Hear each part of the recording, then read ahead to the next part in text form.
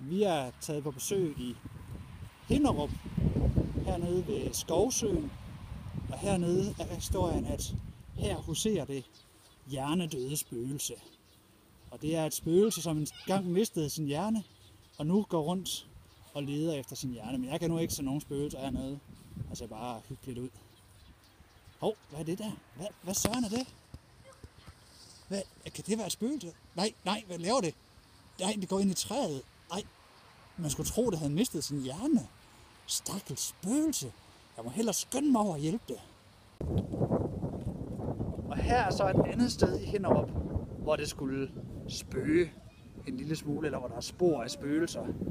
Det er fælleshuset på Fuglebakken. Og ja, det ligner måske lidt en gravsten, det der, men historien går her, at her er det simpelthen sådan, at der er blevet begravet så mange mennesker, fordi det er en gammel kirkegård, at man stadigvæk kan høre ormene nede i jorden. Men jeg kan nu ikke høre nogen orme her. Hov, hvad er det for en lyd? Kan det næsten være ormene nede i jorden? De bliver stærkere, når man kommer tættere på her.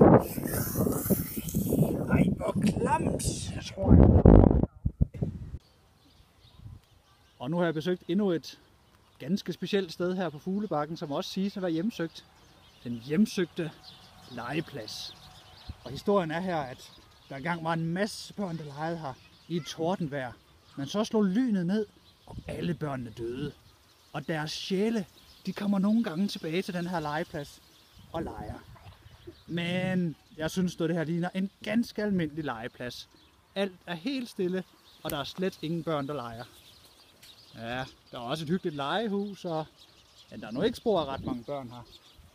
Det synes jeg ikke i hvert fald. Fuldstændig vindstille og... Hov! Hvad er det? Hvordan kan det næsten lade sig gøre? Gynger det? Nej, det er lidt uhyggeligt det her. Hvad kan det være? Jeg synes slet ikke, der er nogen børn her. Overhovedet. Hov, nej. Og nu kører den der rundt. Det synes jeg godt nok, det er lidt mærkeligt. Jeg synes, det her det er lidt et uhyggeligt sted. Jeg tror, jeg vil skynde mig væk herfra. Lige lidt for uhyggeligt til min smag.